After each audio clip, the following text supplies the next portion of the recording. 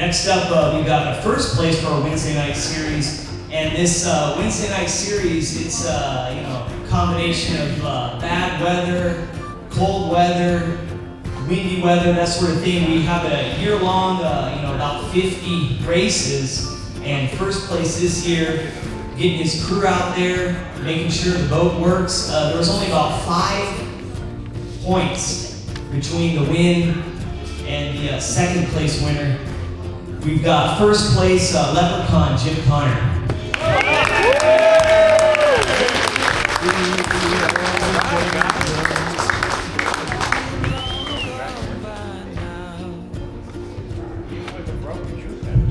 Yeah, Jim was down for a long time. Chuck was out for a little bit, and it turned out to be a very close race. Way to go, Leprechaun!